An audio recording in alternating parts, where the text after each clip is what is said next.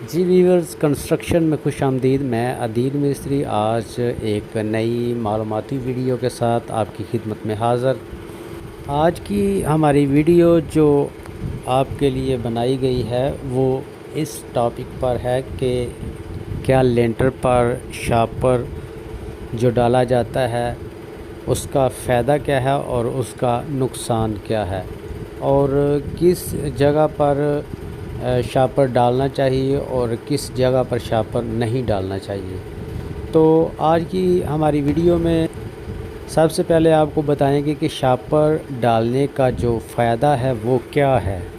तो शापर हमें उस जगह पर डालना चाहिए जहां पर हमने सीलिंग करनी है और जहां पर हमने छतों को प्लास्टर नहीं करना, वहां पर हमको शापर डालने का बहुत ज़्यादा फ़ायदा है। तो वहाँ पर शापर डालने का फ़ायदा बताते चलें कि अगर आप फटों की शटरिंग कॉलम करवाते हैं तो उसमें फटों में सुराख होते हैं, खला रह जाता है, तो उससे आपके जो लेंटर की रेशो है वो बह जाती है और आपके लेंटर की ताकत जो है वो कम हो जाती है। तो अगर आप लोहे की शटरिंग करवाते हैं और उसके ऊपर आप शापर नहीं डलवाते तो इससे भी आपके जो लेंटर की रेशो है, मटेरियल की रेशो है, वो ज़ाया होगी और आपका लेंटर कमज़ोर होगा। तो जी वीवर्स, आपको पता चल गया होगा कि किन जगहों पर शापर डालना ज़रूरी है। तो अब चलते हैं कि किन जगहों पर शापर डालना इतना ज़रूरी नहीं, क्योंकि वहाँ पर आपने छतों को प्लास्टर करना होता है। तो प्लास्टर करने वाली जगह आपकी जो है वो फ्रंट साइड पे आती है। बाहर वाले शेड वगैरह या बालकोनी वगैरह जहाँ पर आप सीलिंग नहीं करवाते तो वहाँ पर शापर डालना इतना ज़रूरी नहीं। तो वहाँ पर आपको क्या करना चाहिए, जहाँ पर आपने सीलिंग नहीं करवानी, तो वो आपका फ्रंट एरिया, बाहर वाला एरिया होगा। तो वहाँ पर आप कॉलम के बाद आप अपने ठेकेदार या मिस्त्री से कह सकते हैं कि यहाँ पर भाई हमने सीलिंग नहीं करवानी, लिहाजा इस जगह पर आप शटरिंग के बाद गारे की लपाई करें, शापर डालने के बाद लपाई करें और उसके ऊपर रेत का छिड़काव दें। तो इससे आपका जो लेंटर बाहर वाला एरिया है वो खुरदरा निकलेगा और वहाँ पर जो प्लास्टर की ग्रिप है वो ज़्यादा मज़बूत होगी। तो अगर आप किसी वजह से शापर डाल देते हैं या आपसे मिस्टेक होती है या जल्दबाज़ी में आप ये काम करते हैं, तो उसके बाद आपको जो ज़रूरी काम है वो क्या करना है।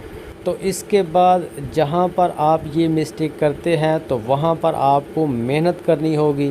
तो प्लास्टर करने से पहले ज़रूरी होगा कि आप उस जगह को खुरदरा करें। तो आपको उस जगह को खुरदरा करने के लिए एक तेसी की ज़रूरत पड़ेगी। तो आप उस तेसी के साथ अच्छी तरह से वहाँ पर टक लगाएंगे, चाहे छत है या कोई बीम लटक वगैरह है, तो उसको आप पहले खुरदरा करेंगे और फिर उसके बाद उसको प्लास्टर करेंगे।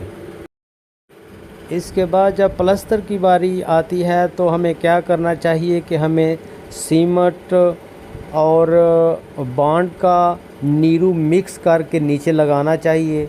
इस प्लास्टर की ग्रिप और मज़बूती में काफ़ी हद तक इजाफ़ा होगा।